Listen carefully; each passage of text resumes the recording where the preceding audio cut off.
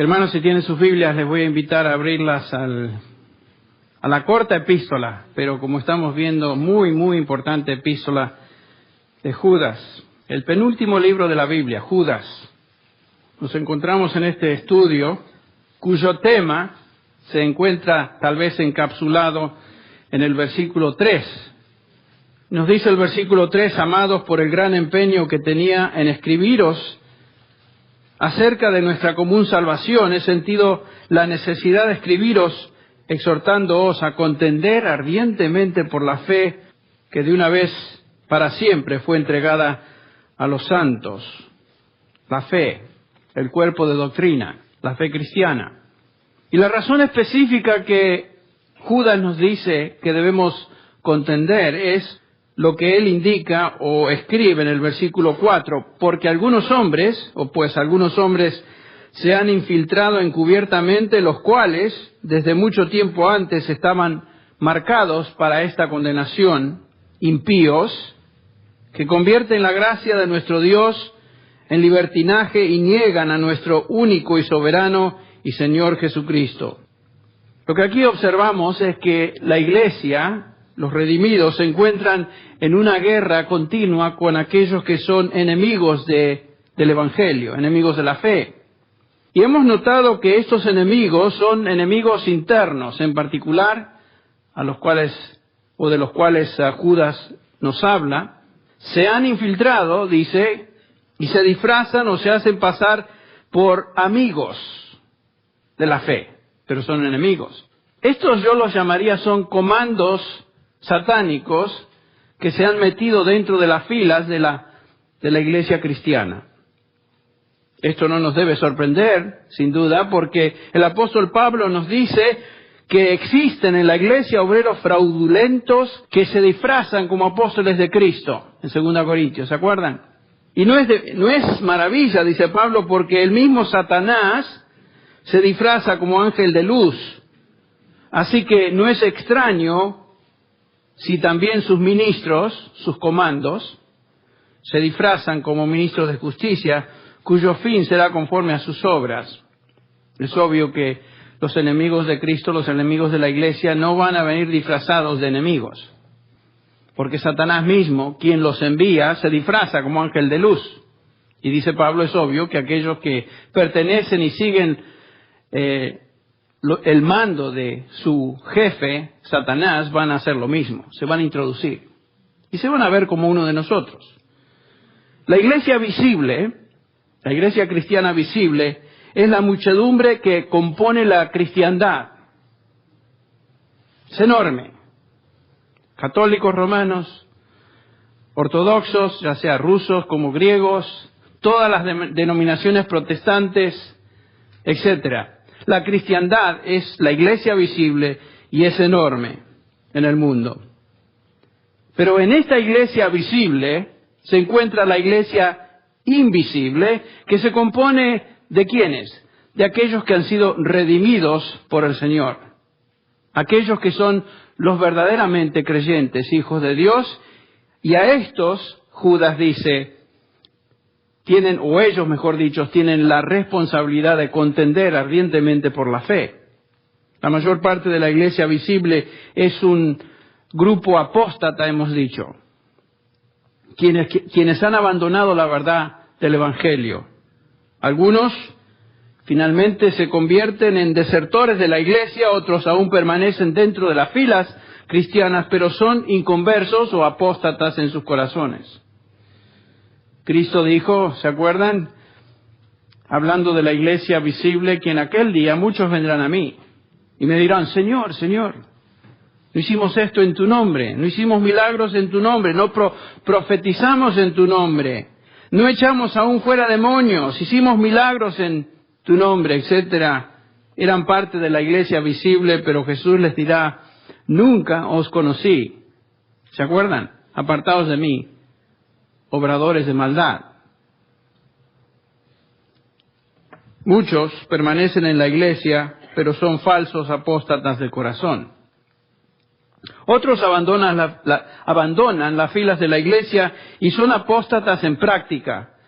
De estos hemos estudiado en Primera de Juan, capítulo 2, donde el apóstol nos recuerda que muchos salieron de nosotros, pero no eran de nosotros, porque si hubiesen sido de nosotros habrían permanecido con nosotros, pero salieron para que se manifestase que no todos son de nosotros. ¿Qué es un apóstata? En resumen, o en una forma somera, pudiéramos decir que un apóstata es una persona que se ha acercado a la verdad, está cerca de la verdad, pero finalmente la rechaza. La Biblia claramente nos enseña que siempre hay falsos creyentes entre los redimidos, y muchos de estos falsos finalmente abandonan la verdad. Algunos abandonan la fe por la persecución. Ustedes recuerdan lo que el Señor Jesús nos dice acerca del sembrador. Salió a sembrar y la semilla cayó en varios tipos de terrenos. Y nos dice el Señor Jesús que algunos, por causa de la persecución, abandonan la fe. Otros abandonan la fe, o la fe no tiene raíz en ellos por los afanes de la vida. Otros, por obtener riquezas, se apartan de la fe, están más interesados en posesiones materiales que en Dios mismo. Primera de Timoteo 6:9 nos dice Pablo, porque los que quieren enriquecerse caen en tentación y lazo, y en muchas codicias necias y dañosas que hunden a los hombres en destrucción y perdición. Después agrega, ustedes recuerdan, la raíz de todos los males es el amor al dinero. Eso lleva a la perdición. Otros abandonan la fe porque el Evangelio demanda compromiso con el Señor Jesucristo, compromiso total, negarse a sí mismo, tomar la cruz cada día. Y ustedes recuerdan que el Señor Jesús estaba rodeado de discípulos durante su ministerio aquí en esta tierra. Muchos le seguían, tenía muchos pupilos, muchos seguidores. Juan les llama discípulos. Y nos dice allá en el capítulo 6 de Juan, el versículo 60, al oírlas, hablando de las palabras de Jesús, muchos de sus discípulos dijeron, dura es esta palabra, ¿quién la puede oír? Desde entonces, muchos de sus discípulos, al versículo 66, volvieron atrás y ya no andaban con él. Interesante, ¿no? Realmente es muy, muy interesante para mí notar que la mayoría de los discípulos abandonaron a Cristo. Solamente el remanente permaneció. Pero no es siempre ese el caso del pueblo de Dios. El pueblo de Dios, desde el principio de la historia de la redención hasta que Él venga, es la historia del remanente. Es la historia de los escogidos. Es la historia del grupo que realmente es fiel y genuino. Aunque muchos profesan pertenecer a Dios o seguir al Señor. Algunos abandonan la fe porque aman a este mundo y no quieren dejar lo que este mundo ofrece. Demas es uno de ellos. Nos dice 2 de Timoteo 4:10, porque Demas me ha desamparado amando este mundo y se ha ido a Tesalónica. Interesante ilustración de este colega en el ministerio de Pablo, Demas, quien amó el mundo. Y hemos aprendido en 1 de Juan 2 que el mundo consiste en los deseos de la carne, los deseos de los ojos y la vanagloria de la vida. Aparentemente este Demas amó lo que apelaba a sus ojos, apelaba a su carne y apelaba a su vanagloria. Estas son las cosas del mundo. Y nos dice Juan que el que ama al mundo, como Demas, el amor del Padre no está en él. Cuando alguien ama al mundo, refleja dónde está su amor, refleja dónde está su corazón. Ama al mundo más que a Dios. El caso de Demas. La epístola de Hebreos, si ustedes la leen, es una serie de advertencias a aquellos que se acercan a la verdad y por incredulidad la abandonan, trayendo sobre ellos juicio y perdición. Hay tantas advertencias en Hebreos, no podemos enfocarnos en todas, pero por ejemplo Hebreos 2.1 nos dice: por tanto es necesario que con más diligencia atendamos a las cosas que hemos oído, no sea que nos deslicemos. Es fácil deslizarse. El capítulo 3, versículo 12 dice: mirad, hermanos, que no haya en ninguno de vosotros corazón malo de incredulidad para apartarse del Dios vivo. A veces temo, cuando pienso en algunos de la congregación, que están jugueteando con el mundo, están jugueteando con las cosas del mundo. Son creyentes, o por lo menos lo indican verbalmente, pero se reservan algo en su corazón de las cositas del mundo. No quieren tomar la cruz, no quieren seguir a Cristo totalmente. Hay cositas que todavía les gusta juguetear con ellas. Y el que juega con fuego, ¿qué pasa? Se quema. Cuidado, dice el autor de Hebreos, que no haya entre vosotros un corazón malo de incredulidad. Es una advertencia. Hebreos 4.7 dice otra vez, termina un día, hoy, diciendo: después de tanto tiempo, por medio de David, como se dijo: si oyeres hoy su voz, no endurezcáis vuestros corazones. Es una referencia al pueblo de Israel, quienes escucharon la verdad, estuvieron tan cerca de la verdad, pero finalmente no creyeron. El versículo 2 de este capítulo 4 dice: porque también a nosotros se nos ha anunciado la buena nueva, como a ellos, a los judíos, pero no les aprovechó el oír la palabra, por no ir acompañada de fe en los que la oyeron. Sin fe es imposible, ¿qué? Agradar a Dios. Sin fe. Una cosa es decir, una cosa es profesar. Y asentir aún intelectualmente con la verdad de la palabra. Otra cosa es poner tu fe, que quiere decir tu confianza total en Dios y en lo que Él dice acerca de su Hijo Jesucristo y su Evangelio. Es terrible ser expuesto a la verdad, lo hemos dicho, y endurecerse y finalmente rechazarla. Terrible. Es una terrible cosa caer en las manos ¿de quién? Del Dios vivo. No juguemos con Dios.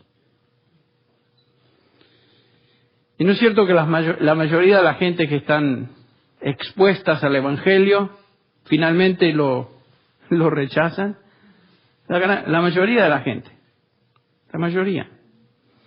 La mayoría de la cristiandad rechaza la verdad del Evangelio en el Nuevo Testamento. Estos son apóstatas de corazón.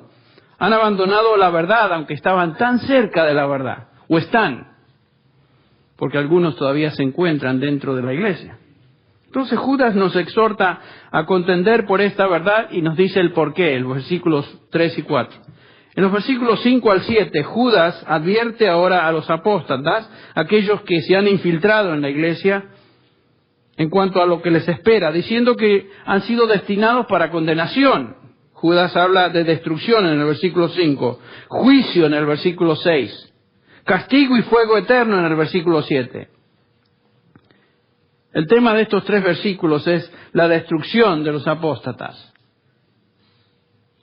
Judas utiliza tres juicios de Dios en el pasado contra personas que se rebelaron contra Dios, abandonaron la verdad de Dios para ilustrar su enseñanza. El primer juicio vino contra Israel cuando fueron, ¿se acuerdan ustedes?, redimidos o librados de Egipto y posteriormente fueron destruidos por no creer.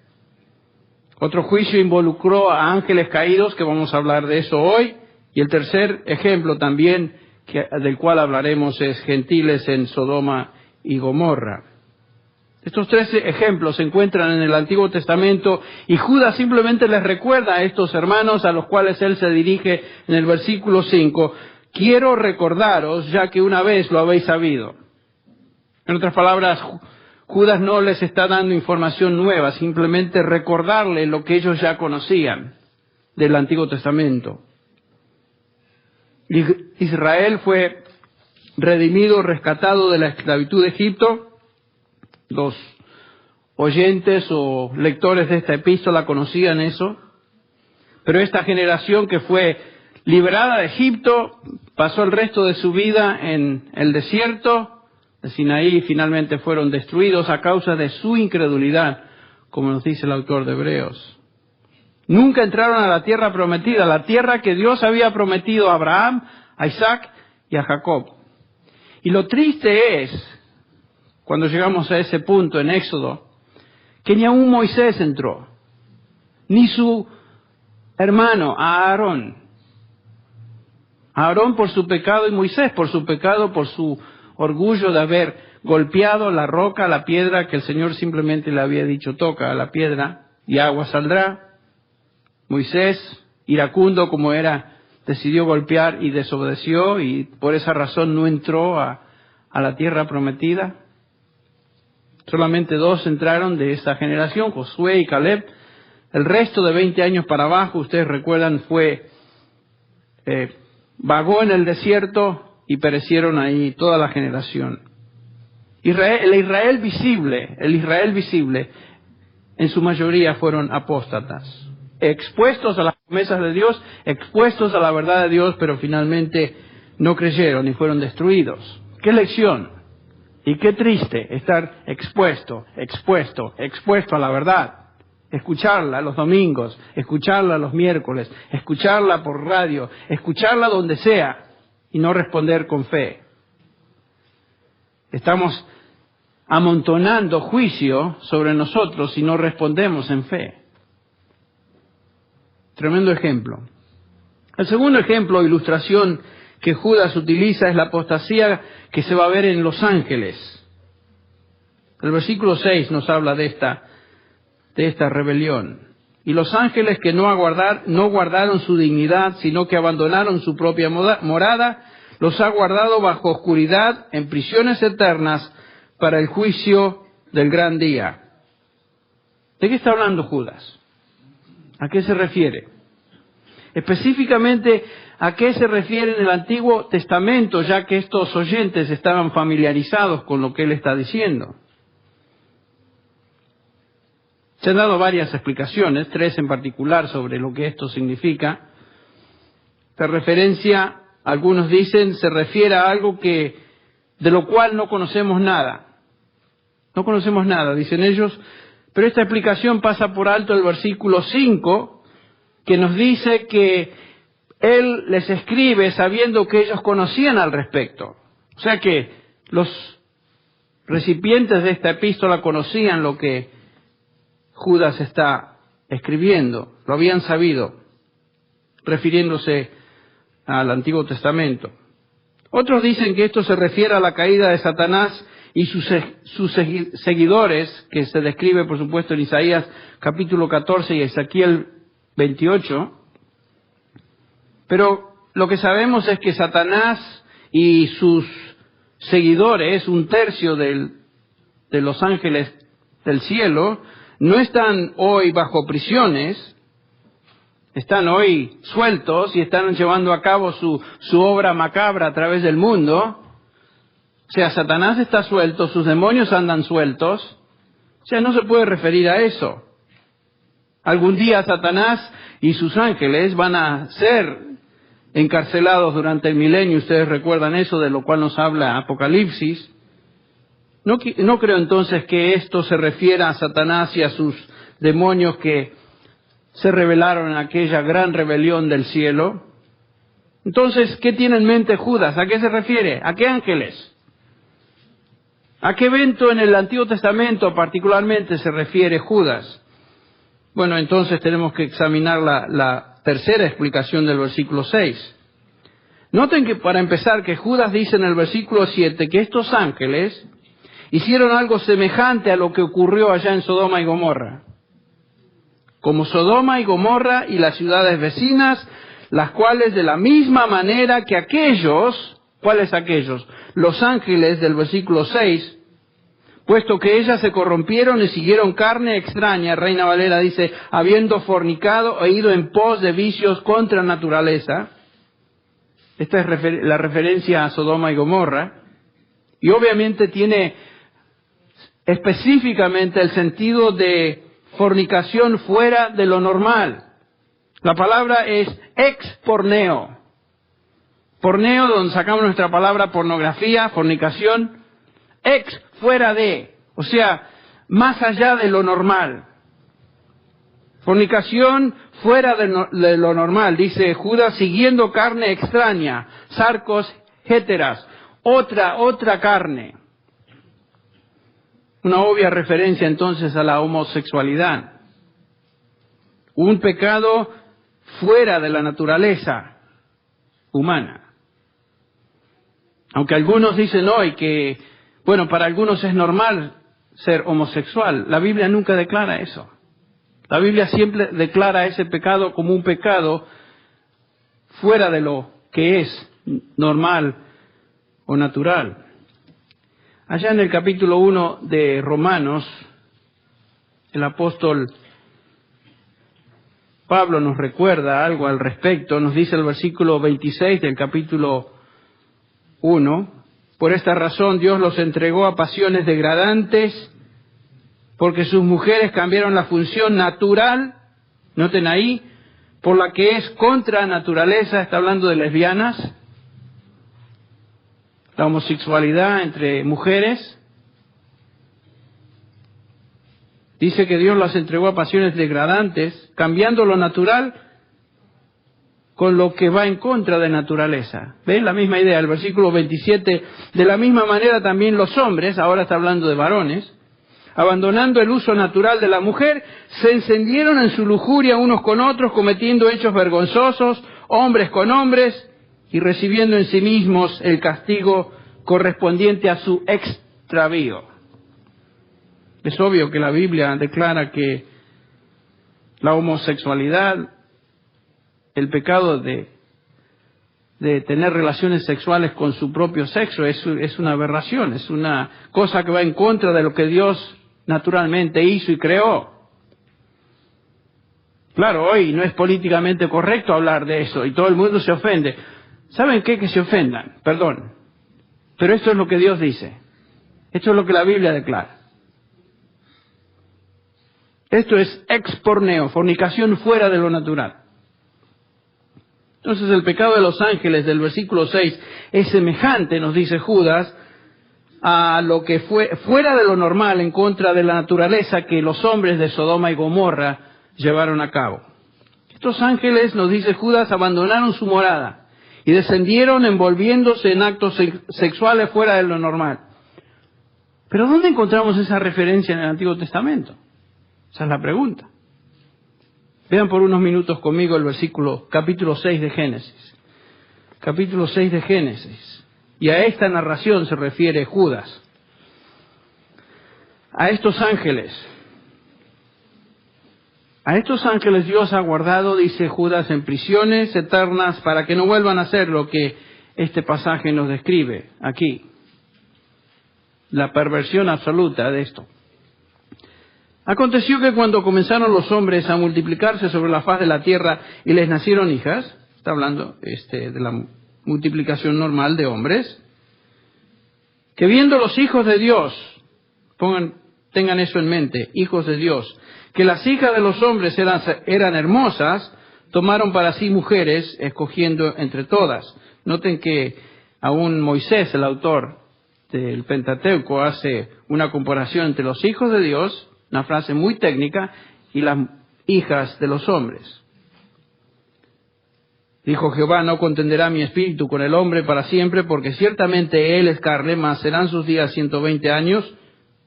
Había gigantes en la tierra en aquellos días. Y también después que se llegaron los hijos de Dios a las hijas de los hombres y les engendraron hijos. Estos fueron los valientes que desde la antigüedad fueron varones de renombre. Y vio Jehová que la maldad de los hombres era mucha en la tierra y que todo tipo de designio de los pensamientos del corazón de ellos era de continuo solamente para el mal. Bueno, alguien dirá, bueno, yo no veo la palabra ángel ahí.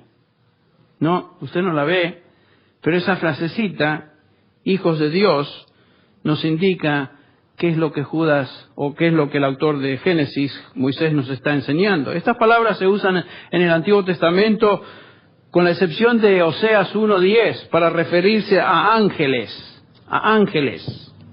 Ustedes recuerdan el relato de Job, por ejemplo, allá en Job 1:6, creo que es. Hubo un día cuando los hijos de Dios, aquí está, Job 1:6. Hubo un día cuando los hijos de Dios vinieron a presentarse delante del Señor y Satanás vino entre ellos, los hijos de Dios, los ángeles. Capítulo 2, versículo 1, lo mismo. Y sucedió que un día cuando los hijos de Dios vinieron a presentarse delante del Señor, vino también Satanás entre ellos, entre los ángeles, para presentarse. Entonces, esa frase, los hijos de Dios, es una referencia a ángeles. Ángeles. No al pueblo de Dios. Hijos de Dios entonces quiere decir creados por Dios en ese contexto, hechos por Dios. Los hombres no son hijos de Dios hasta que son redimidos. Esa es la única posibilidad. La opinión general aún de los eruditos y aquellos comentaristas judíos del Antiguo Testamento es que esta frase, hijos de Dios, definitivamente se refiere o es una descripción de ángeles. Bien, eso todavía no explica lo que sucedió aquí, ¿no es cierto? ¿Qué pasó? ¿Cómo es posible que ángeles tengan relaciones sexuales con seres humanos y puedan procrear? ¿Qué pasó aquí? Bueno, es obvio que los ángeles no tienen la capacidad de procrear. Lo que pasó acá es que ángeles dejaron su morada, vinieron sobre esta tierra, se posesionaron de hombres, invadieron sus cuerpos y estos a su vez tuvieron relaciones sexuales con hijas, con mujeres, lo cual engendró una nueva raza. Lo que pasó es que estos ángeles vinieron a la tierra, dejaron su morada y estos impíos, estos hombres que fueron poseídos por demonios, a su vez cohabitaron con mujeres quienes le dieron a luz estos gigantes o estos hombres valientes que les llama el pasaje. Lo que tenemos aquí es una comunión entre hombres y demonios. ¡Qué terrible! Y esto es similar a lo que sucede con algunos cultos a la fertilidad en varios contextos del mundo. Contextos de adoración a Satanás. Ocurre entre los aborígenes de Australia, ocurre en África, ocurre entre los indígenas del Sur y Centroamérica.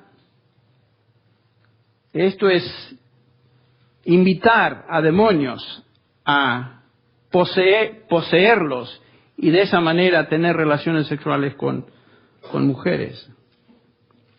Estas son actividades sexuales que existen aún en la adoración a Satanás, impulsadas, motivadas por demonios.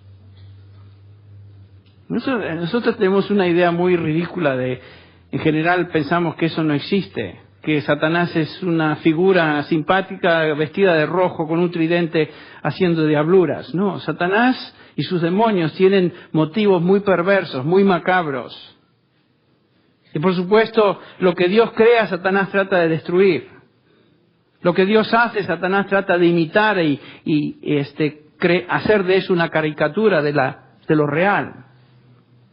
La corrupción fue tan grande que Dios decide destruir a la raza. Noten, el versículo 7, dijo Jehová, raeré de sobre la faz de la tierra a los hombres que he creado, desde el hombre hasta la bestia, hasta el reptil y las aves del cielo. Todos los hombres fueron destruidos en el diluvio, con la excepción de ¿quién? Noé y su familia.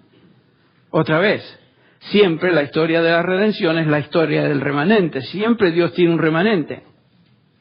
Un grupo de sus hijos, un grupo de sus redimidos. Y el punto es que Dios destruye a la raza humana y estos ángeles fueron sujetos a prisiones eternas para que este pecado no se repitiera. Dios los encarceló en prisiones eternas, en un lugar reservado para ellos. El punto de este relato es subrayar que ángeles, quienes en un tiempo eran parte del cielo, adoraban a Dios, terminan ahora en las oscuridades más profundas del infierno como lección del juicio de Dios contra los que rechazan su gracia y su verdad. Qué terrible, ¿no? Impresionante. ¿Se acuerdan cuando el Señor echó esos demonios de los cerdos? No, lo sacó de ese endemoniado y quisieron invadirle el cuerpo de los cerdos porque temían de que el Señor Jesús los enviara ¿a dónde? Justamente a ese lugar de prisión. Permítenos que nos poseamos de estos animales. Y por supuesto se fueron todos al barranco, ustedes recuerdan la historia.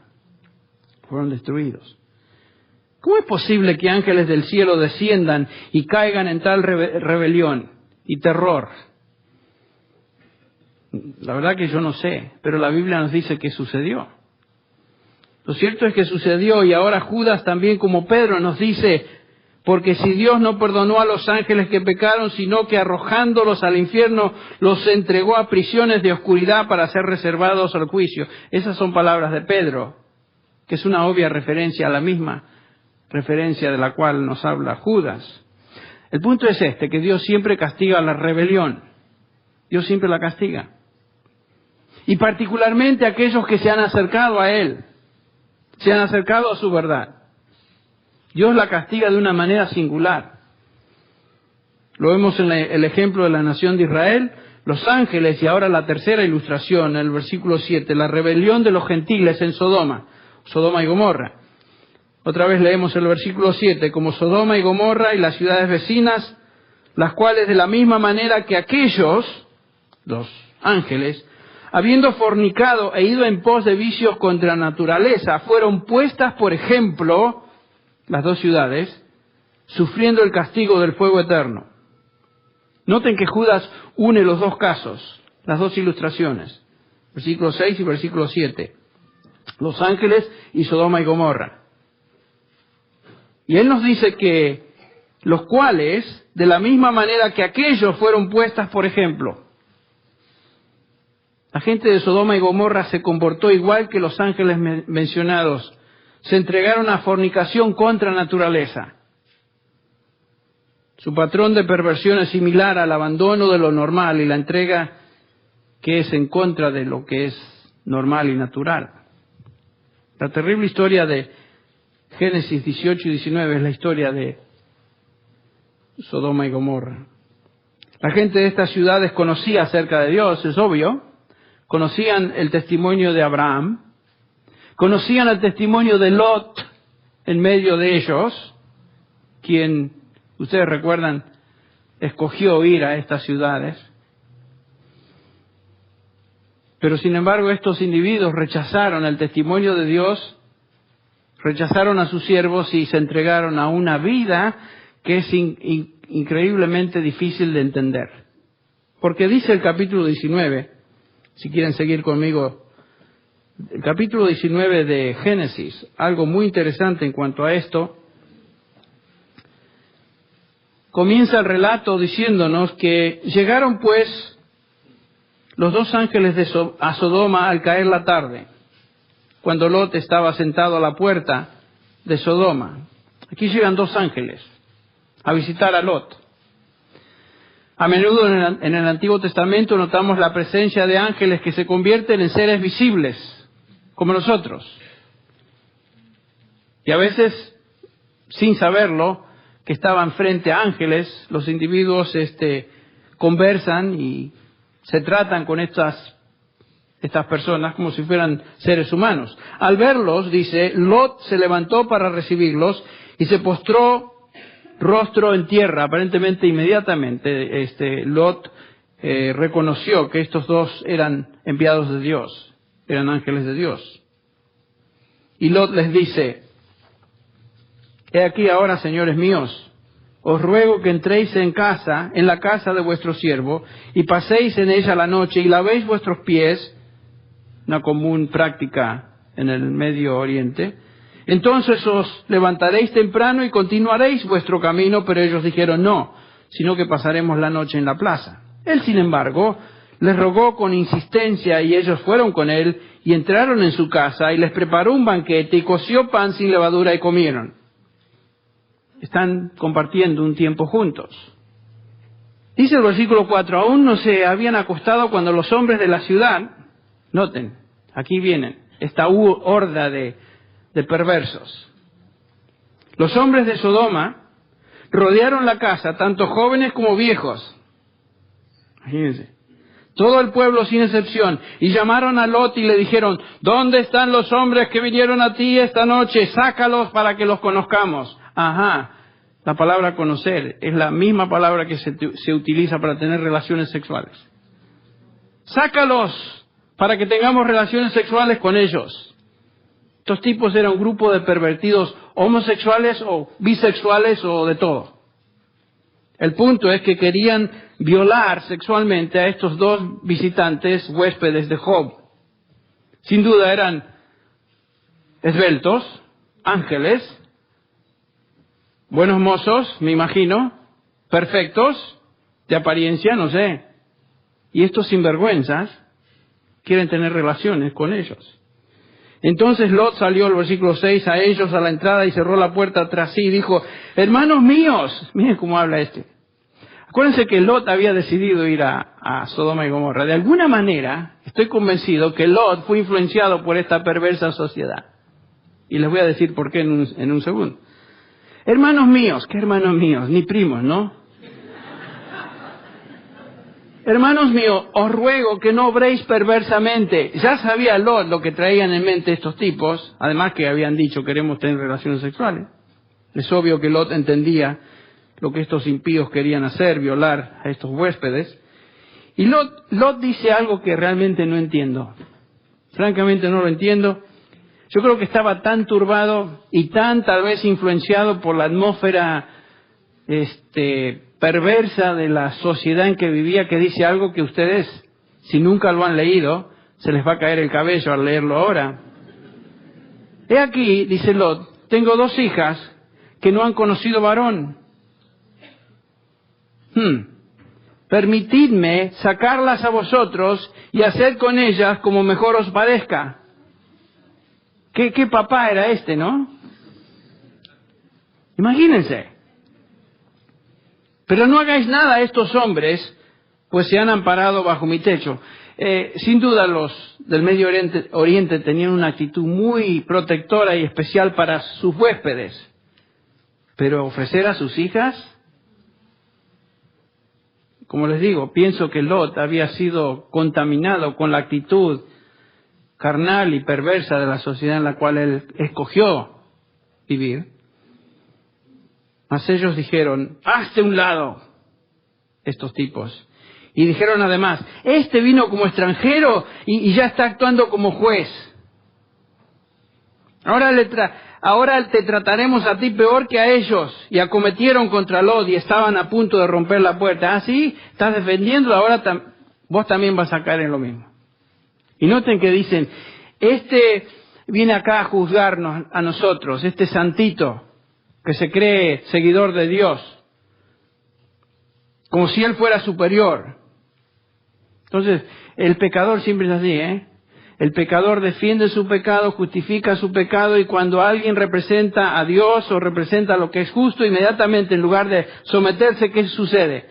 Se defiende y acusa a este de ser juez. Pero los 2 hombres, los 2 ángeles, extendieron la mano y metieron a Lot en casa con ellos y cerraron la puerta. Esos 2 ángeles defienden a Lot y a su familia. Y a los hombres que estaban a la entrada de la casa los hirieron con ceguera desde el menor hasta el mayor, de manera que se cansaban tratando de entrar. Esto es inconcebible. Uno piensa que si son atacados o enceguecidos por 2 ángeles, que inmediatamente se van a dispersar y por lo menos van a ir tanteando a ver cómo regresan a sus casas. No, pero estos sinvergüenzas, estos perversos, dice se cansaban tratando de hallar la entrada. A ese extremo.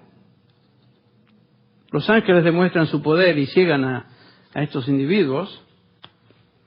Y el versículo 11, al final, dice algo increíble. Bueno, ya lo mencionamos, que se cansaban tratando de hallar la entrada. Aún después de haber sido cegados, querían todavía continuar con esas intenciones de violar sexualmente a estos ángeles. ¡Qué grupo asqueroso, perdónenme! Sus pasiones completamente fuera de control, ciegos físicamente y ciegos en su pecado. Miren, esta narración Es uno de los eventos en la historia de Israel más impactante en toda la Escritura. Sodoma y Gomorra, se repite, la narración y el pecado de Sodoma y Gomorra se repite una y otra vez a través de la Escritura. Lo encontramos en Deuteronomio, Amós, Isaías, Jeremías, Sofonías, Lamentaciones, Ezequiel, Mateo, Lucas, Romanos, Segunda Pedro, Judas y Apocalipsis. Dios quería subrayar algo, ¿no les parece? Dos ángeles del cielo que visitan a Lot, un siervo de Dios. Los hombres de estas ciudades quieren tener relaciones sexuales con estos ángeles y ustedes saben lo que ocurrió a Sodoma y Gomorra.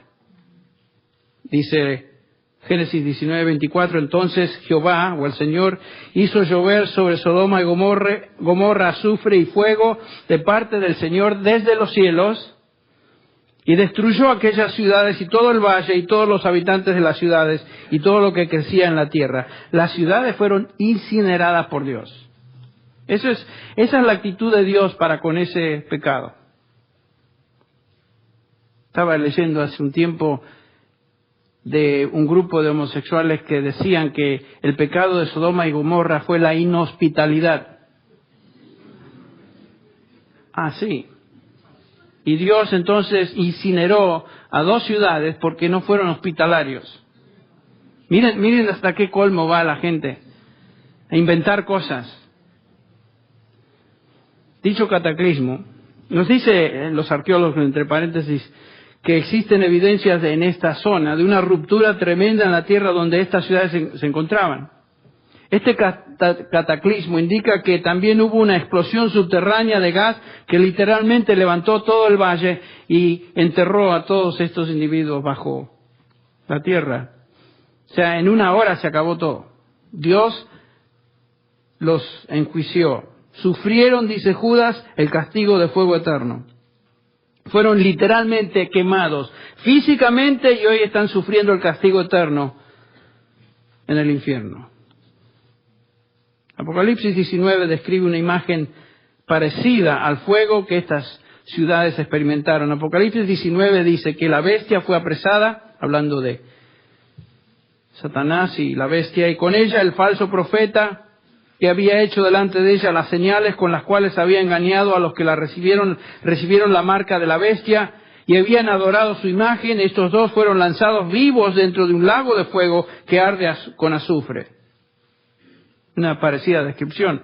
Capítulo 20:10 dice, y el diablo que los engañaba fue lanzado en el lago de fuego y azufre, donde estaban la bestia y el falso profeta, y eran atormentados día y noche por los siglos de los siglos. Qué descripción, ¿eh?